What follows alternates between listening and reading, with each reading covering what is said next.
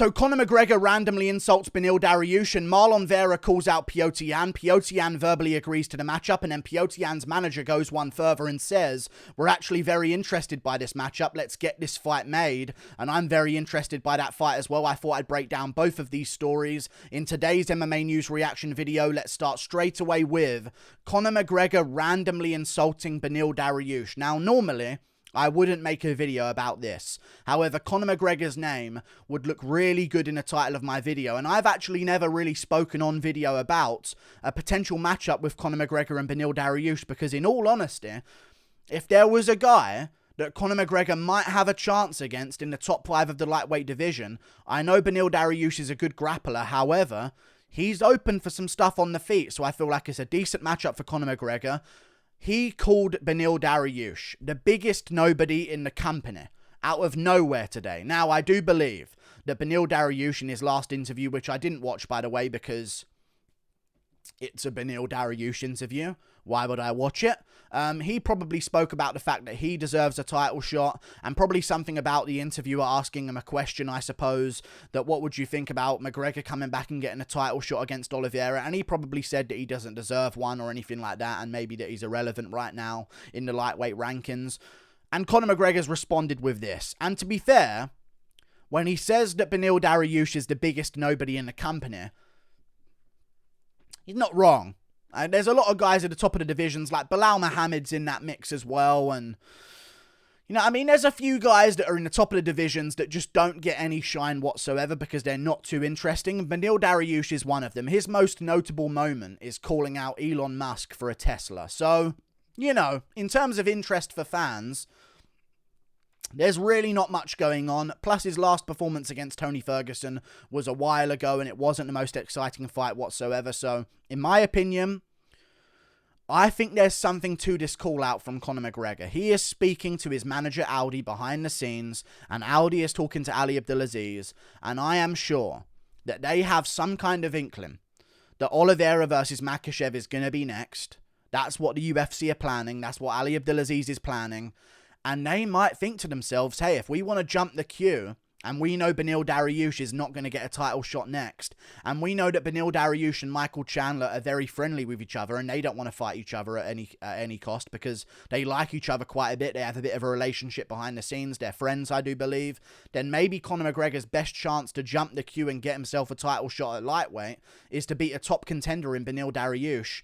And I think it's quite a winnable matchup for himself. Now, do I believe if the option is out there, get a title shot by beating Michael Chandler or get a title shot by beating Beniel Dariush?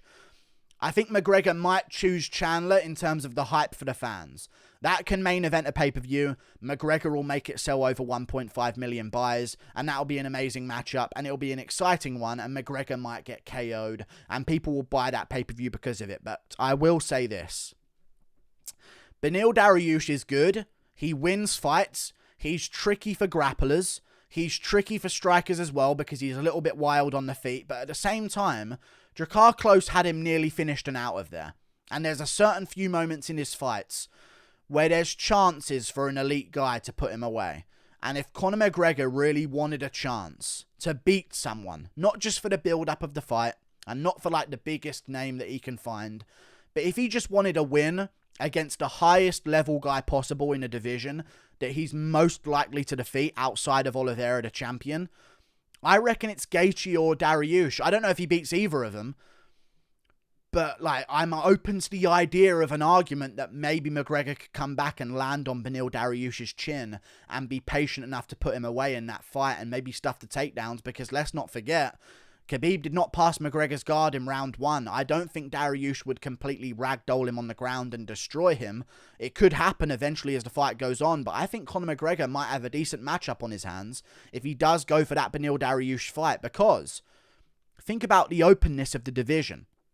Chandler's talking with Poirier. Maybe that fight happens. There's also Chandler thinking about moving up to 170 and taking on Nate Diaz and taking on some names at 170 as well. And Dariush is kind of the left out guy right now. He is the biggest nobody in the company. It's true what Conor McGregor's saying. Now, he could very well beat Conor McGregor, but that's a really good opportunity for McGregor to take. beat Beniel Dariush, a guy who's talking about, you know, maybe earning a title shot or being in a title elimination bout himself. If Beniel Dariush wins another fight, he likely deserves a title shot. And that means they will market a McGregor-Dariush fight as a title elimination bout. If Beniel Dariush wins against a Dustin Poirier or a Justin Gaethje in the lightweight division and Ali makes that fight to help out Dariush, hey, Gaethje, Dariush make the fight, and Dariush wins, even if McGregor comes back and beats Chandler, rightfully so, they should go with Beniel Dariush, in all honesty. So if he wants to cut out the middleman and eliminate all other contenders for a belt, Poirier ain't getting a title shot anytime soon. He's lost to Oliveira. Gaethje's in the same position. They're both coming off losses to Oliveira. Chandler's lost to Oliveira.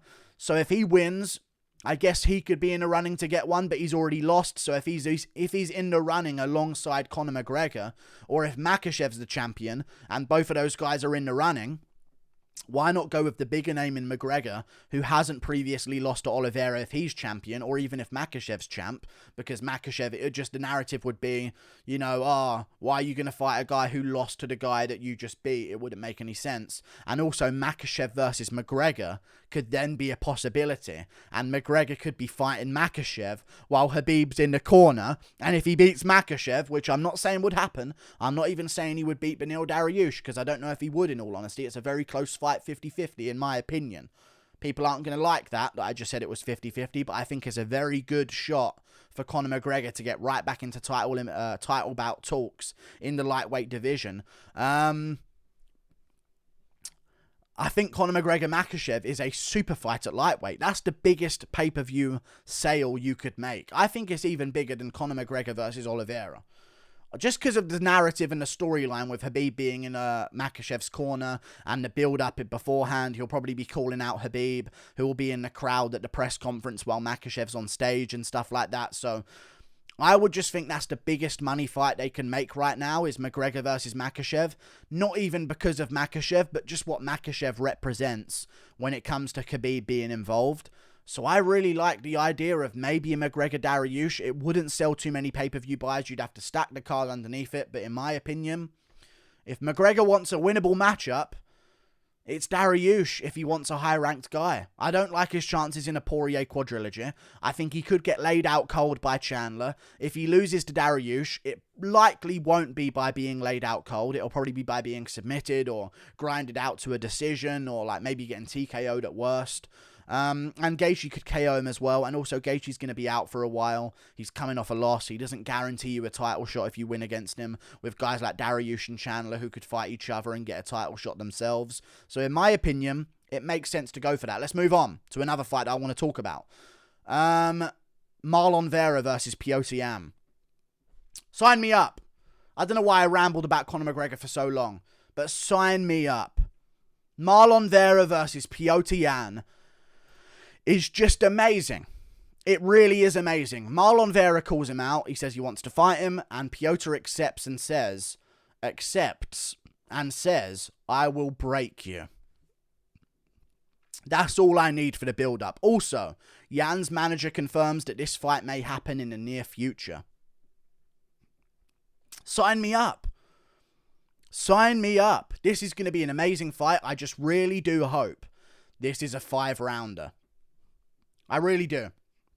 Make it a 5-rounder. Some idiot has said make this a 5-rounder on a pay-per-view. No, that won't be the case whatsoever. It's not going to be the co-main event or the main event, so it can't be a 5-rounder really. Let's make this a 5-round main event of a fight night. We need good fight night main events. I'm sick of putting all good fights on pay-per-views.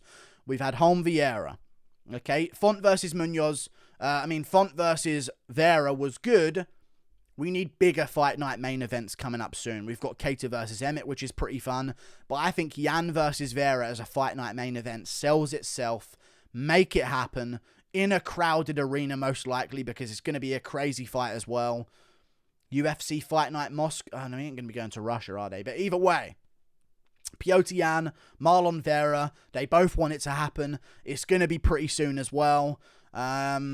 I'm really looking forward to this, man. If this does happen, I think it will happen next. I called this fight happening next in my Fights to Make Next series that I do after certain fight night events. I was saying what would be next for Marlon Vera. Petr Yan would be next for Marlon Vera. Let's make that matchup happen.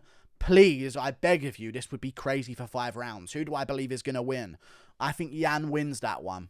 In all honesty, Marlon Vera is good, but he's taken a lot of damage recently. Yan didn't really take any damage against Aljo. He took a couple of big shots in the second round in ground and pound, but other than that, he didn't really take too much damage in that fight whatsoever. So, he's not going to get out-grappled by Marlon Vera.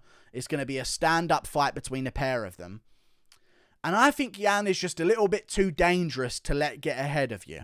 You know what I'm saying? So Marlon Vera gets destroyed by Rob Font in round 1. Tooled up by Rob Font. Let me try and find the stats real quick of that fight, because Rob Font really was destroying him. You've got Petr Yan ranked number 1, Marlon Vera number 5. It makes sense ranking-wise to make that matchup, and I understand why Marlon Vera wants it right to the top of the division to earn himself a title shot. But in that matchup with Rob Font and Marlon Vera, Font really was destroying him at the start of most of those rounds.